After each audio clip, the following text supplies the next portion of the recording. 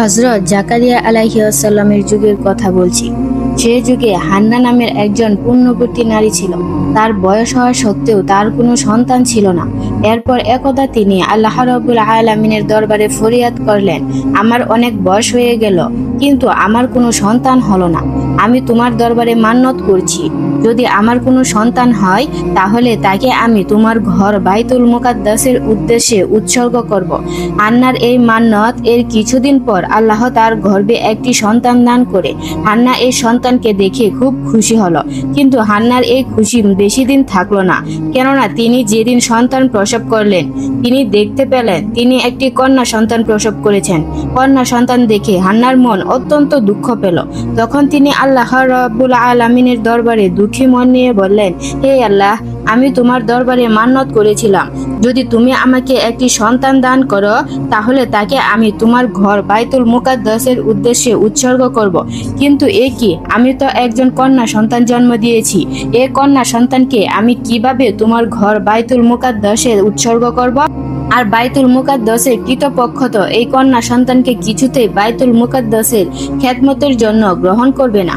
হান্নার এই দুঃখ ভরা প্রার্থনা শুনে মহান আল্লাহ রাব্বুল আলামিন জানিয়ে দিলেন, হে হান্না, তুমি হয়তো একটি কন্যা সন্তান জন্ম দিয়ে অত্যন্ত দুঃখী হয়েছ, কারণ তুমি চেয়েছিলে একটি পুত্র সন্তান জন্মদান করতে। কিন্তু তুমি জেনে রাখো, যে কন্যা সন্তান তুমি জন্মদান করেছ এটি সাধারণ কোনো কন্যা সন্তান নয়। এই পৃথিবীতে অনেক পুরুষের চেয়ে এ কন্যা সন্তানের গুরুত্ব অনেক অফুরন্ত এবং অপরিসীম। আর তুমি যে চিন্তা করছো বাইতুল মুকাদ্দাসের কৃতপক্ষ তাকে খেদমতের জন্য গ্রহণ করবে কিনা, এ ব্যাপারে তুমি কোনো চিন্তা করো না। তুমি তোমার কন্যা সন্তানটিকে লালন পালন করো। যখন সে উপযুক্ত বয়সে উপনীত হবে তখন তাকে বাইতুল মুকাদ্দাসের খেদমতের উদ্দেশ্যে নিয়ে যাও, আমি তাকে গ্রহণ করব। হান্না আল্লাহ রাব্বুল আলামিনের কাছ থেকে এই সান্ত্বনাবাণী শুনে নিশ্চিন্ত হলেন। অতঃপর তিনি তার কন্যা সন্তানের নাম রাখলেন মরিয়ম, এবং তিনি আল্লাহ রাব্বুল আলামিনের দরবারে দোয়া করলেন, হে আল্লাহ, মরিয়মকে এবং তার ভবিষ্যৎ বংশধরকে তুমি কবুল করে নিও এবং তাদেরকে শয়তানের ধোঁকা থেকে হেফাজত করো। এরপর হান্না মরিয়মকে 7 বছর পর্যন্ত লালন পালন করলেন।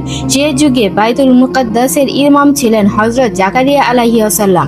মরিয়ম যখন 7 বছরে উপনীত হলেন তখন তার মা হান্না জাকারিয়া আলাইহিস সালামের নিকট এনে বললেন, হে আল্লাহর নবী, আমি মান্নত করেছিলাম আল্লাহ যদি আমাকে কোনো সন্তান দান করে তাহলে তাকে আমি সেই সন্তানকে আল্লাহর ঘরে দান করব। দুর্ভাগ্যবশত আমি একটি কন্যা সন্তান জন্মদান করেছি। আমি সেই সন্তানকে 7 বছর পর্যন্ত লালন পালন করলাম।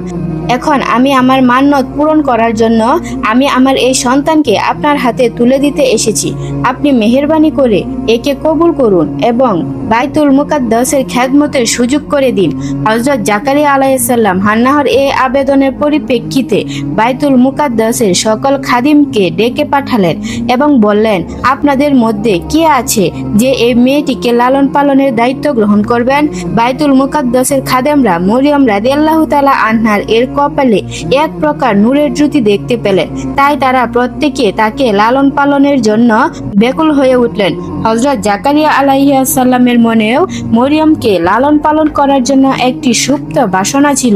যেহেতু মরিয়মের খালা ছিল তার স্ত্রী, তাই তিনি বাইতুল মুকাদ্দাসের সকল খাদেমদেরকে যুক্তি দিয়ে বললেন, আপনারা সকলেই শুনুন, এই মেয়েকে লালন পালন করার জন্য সবচেয়ে উপযুক্ত ব্যক্তি হলাম আমি, কারণ তার খালা আমার স্ত্রী।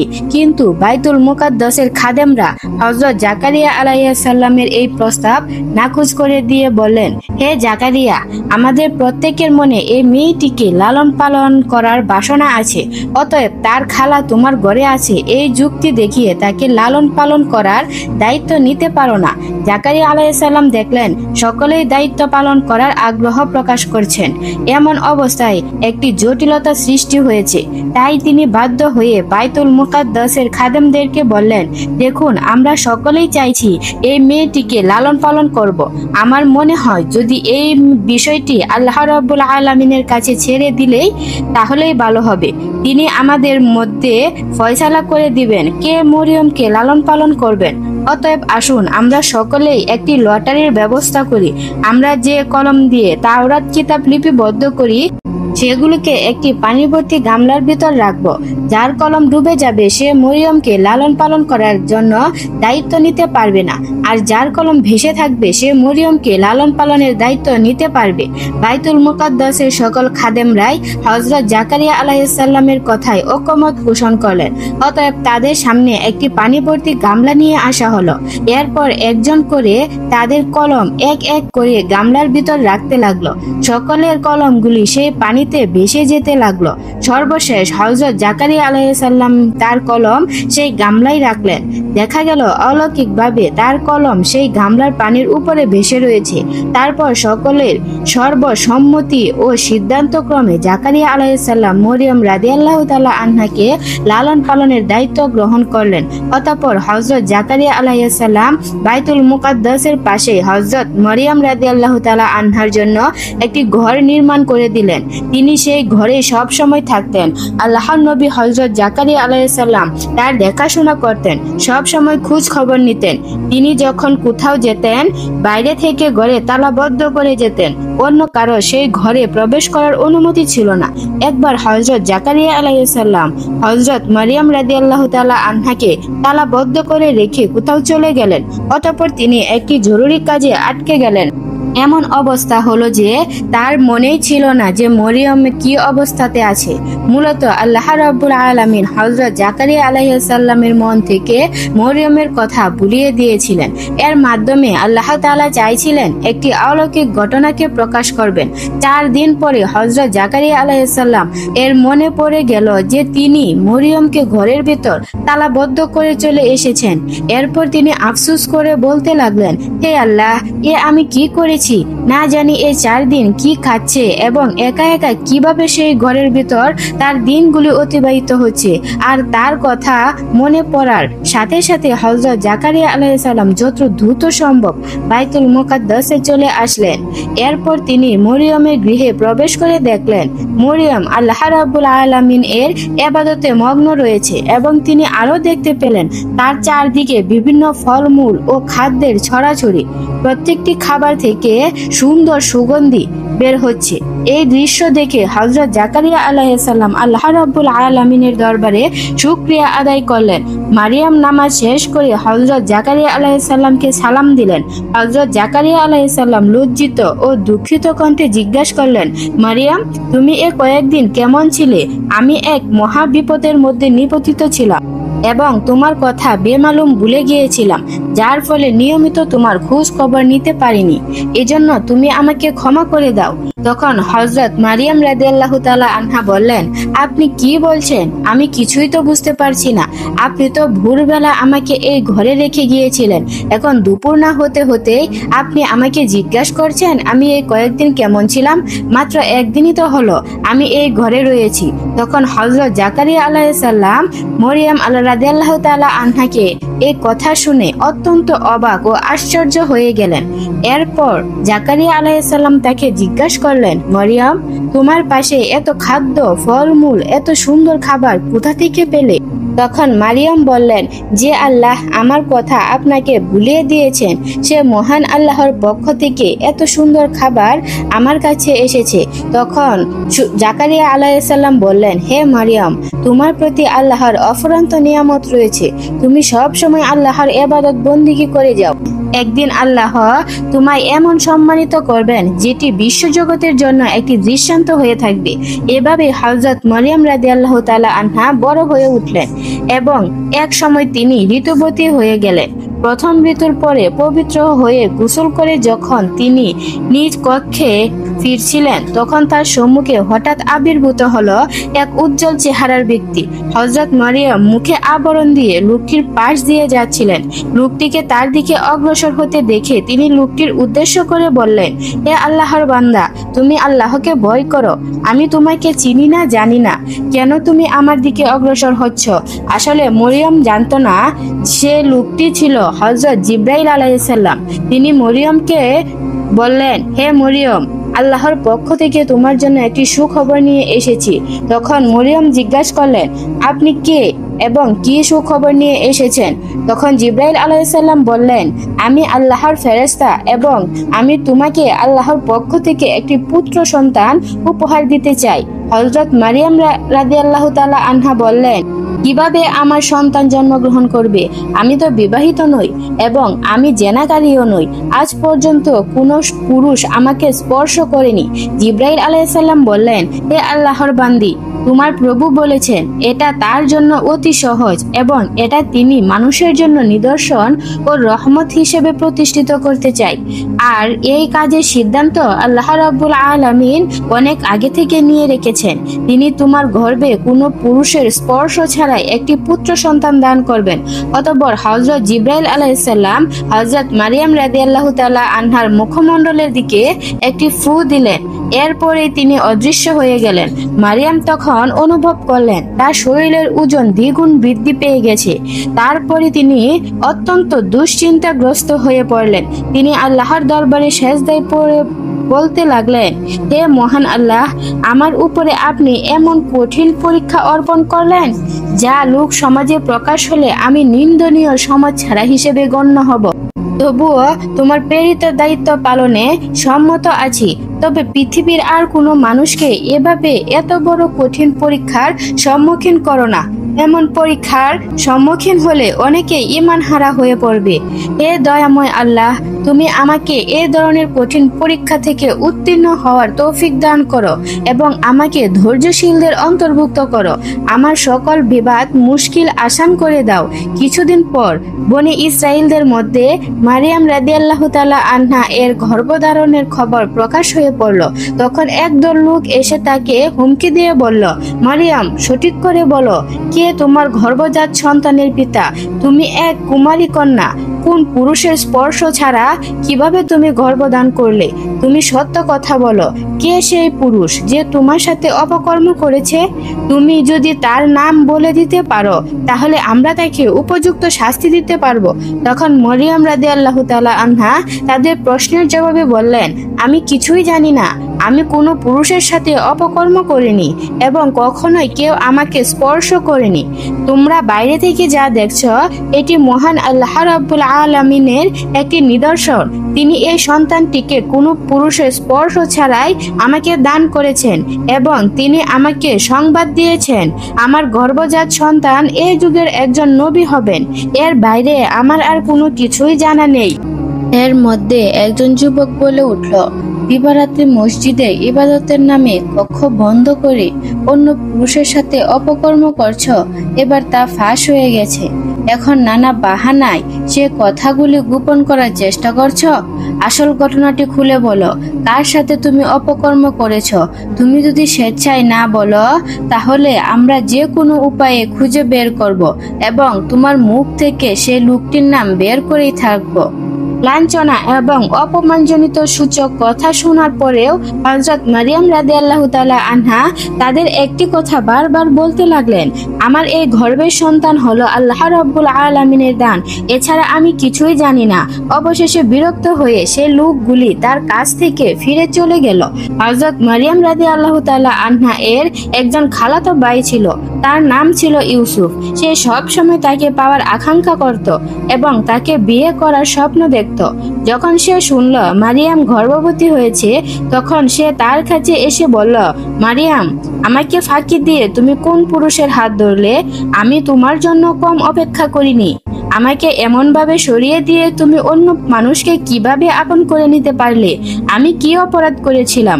আমি তো তোমার সাথে অবৈধ সম্পর্ক করতে চাইনি। আমি তো তোমাকে বিয়ে করে ঘরে নিতে চেয়েছিলাম। তাতে আর তো কোনো কলঙ্ক ছড়াতো না। এখন তো তুমি কলঙ্কিত হিসেবে সমাজে পরিচিত লাভ করেছ। অবৈধভাবে গর্ভধারণ করে সমাজে নিন্দনীয় হলে তার চেয়ে যদি তুমি আমাকে বিবাহ করতে সেটা কি তোমার জন্য মন্দ হতো? হযরত মারিয়াম রাদিয়াল্লাহু তাআলা আনহা ইউসুফের কথা শুনে বলল, ভাই ইউসুফ, তুমি বিশ্বাস করো, আমি আল্লাহর কসম খেয়ে বলছি, আমি কোনো পুরুষের সাথে অপকর্ম করিনি এবং আমি জেনাকারীও নই। এ সন্তান মহান আল্লাহ রাব্বুল আলামিন জিব্রাইলের মাধ্যমে আমাকে দান করেছেন। এবং তিনি আমাকে সুসংবাদ দিয়েছেন আমার গর্ভজাত সন্তান একজন নবী হবে। তখন ইউসুফ বলল, তুমি এখনো আমাকে বোকা বানানোর চেষ্টা করছো? পৃথিবীর ইতিহাসে কোনো নারী পুরুষের স্পর্শ ছাড়াই গর্ভধারণ করেছে এমনকি কোনো নজির আছে? তুমি আমাকে অযথাই ধোঁকা দেওয়ার চেষ্টা করছো, তবে এতে তোমার ভবিষ্যৎ মঙ্গলজনক হবে না। একদিন তোমার সাথে অপকর্ম করা সেই পুরুষের নাম প্রকাশ হয়ে যাবে, আর তখন তুমি যতই ছলনা করো না কেন সমাজের মানুষ তোমাকে শাস্তি দিয়েই ছাড়বে। হযরত মারিয়াম রাদিয়াল্লাহু তাআলা আনহা তার প্রশ্নের জবাবে বললেন, তুমি পিতা ছাড়া কোনো সন্তানের জন্মগ্রহণের কথা এর আগে কখনোই শুনুনি, কিন্তু পিতামাতা ব্যতীত হযরত আদম আলাইহিস সালাম ও হাওয়াকে কিভাবে সৃষ্টি করেছেন সে কথা কি তুমি ভুলে গেলে? সেটা কি তোমার মনে নেই যে দয়াময়ী মহান রব্বুল আলামিন পিতামাতা ব্যতীত মানুষ সৃষ্টি করতে পারেন? তিনি কি পিতা ছাড়া কোনো মানুষ সৃষ্টি করতে সক্ষম নন? তা ভাই ইউসুফ, তুমি আমার নামে কলঙ্ক ছড়ানোর চেষ্টা করো না। আমি আল্লাহর হেফাজতে আছি এবং আল্লাহ রাব্বুল আলামিন আমাকে রক্ষা করবেন। আর যারা আমার নামে অপবাদ ও কলঙ্ক ছড়ানোর চেষ্টা করবে আল্লাহ রাব্বুল আলামিন তাদের কাছ থেকে প্রতিশোধ গ্রহণ করবেন। ইউসুফ মরিয়মের শেষের কথাগুলো শুনে অত্যন্ত ভীতু হয়ে পড়ল। তখন সে বলল, বোন, আমি তোমার পর নই। তুমি যা বলছো তা যদি সত্যি হয় তাহলে আমি তোমাকে সাহায্য করব এবং তোমার উপর অপবাদকারীদের শাস্তি দেব, কিন্তু তার পূর্বে তোমাকে সত্যবাদীর জন্য প্রমাণ দিতে হবে। হযরত মারিয়াম রাদিয়াল্লাহু তাআলা আনহা তখন বললেন, তার জন্য তোমাকে কিছুদিন অপেক্ষা করতে হবে, তখন তুমি নিশ্চিতভাবে সত্যবাদীর প্রমাণ পাবে। এরপর ইউসুফ হযরত মারিয়াম রাদিয়াল্লাহু তাআলা আনহার কাছ থেকে বিদায় গ্রহণ করলেন এবং হযরত মারিয়াম রাদিয়াল্লাহু তাআলা আনহা পুনরায় আল্লাহ রাব্বুল আলামিনের দরবারে ইবাদতে মশগুল হয়ে পড়লেন। তিনি মহান আল্লাহর কাছে করুণ সুরে আবেদন জানালেন, হে দয়ার সাগর, তুমি সমুদ্রকে পাহাড় আর পাহাড়কে সমুদ্র বানাতে পারো। তুমি ফকিরকে বাদশা আর বাদশাকে ফকিরে পরিণত করতে পারো। অতএব আমার এই দুর্দিনে আমার উপর অপমানকারী তুমি বুঝ দান করো। এই অপবাদের তীব্র আঘাত আমি আর সহ্য করতে পারছি না। এমন সময় হযরত জিবরাইল আলাইহিস সালাম মরিয়মের কাছে এসে বললেন, হে মরিয়ম, তুমি নিরাশ হয়ো না, তোমার প্রতি আল্লাহর রহমত রয়েছে, তুমি নিরাশ হয়ে পড়ো না।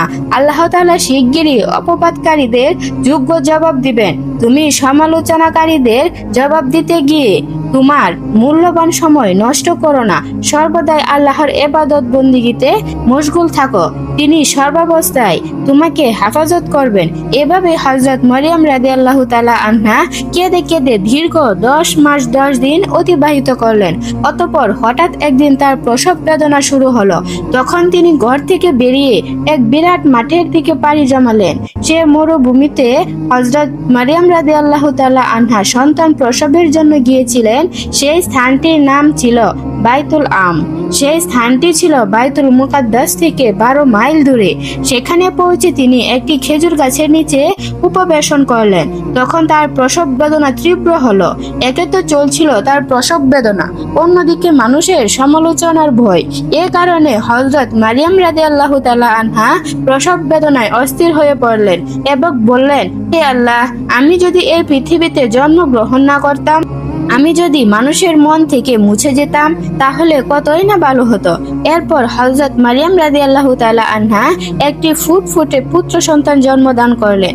তিনি যখন এমন চিন্তায় অস্থির ছিল তো আর তাকে সাহায্য করার মতো কেউ ছিল না, ঠিক সেই সময় আল্লাহর ফেরেশতা হযরত জিবরাইল আলাইহিস সালাম সেখানে অবস্থান করলেন এবং মারিয়ামের পাশে একটি সুন্দর বেহেশতের নহর সৃষ্টি করে দিলেন।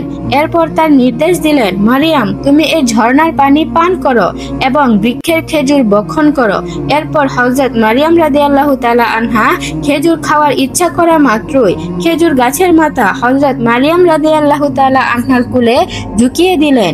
তিনি হালকাভাবে খেজুরের ডালে নাড়া দিলেন আর এত তাজা তাজা খেজুর গুলো জোরে পড়লো। তখন তিনি খেজুর এবং নহর থেকে পানি পান করে অনেকটা সুস্থ হয়ে উঠলেন।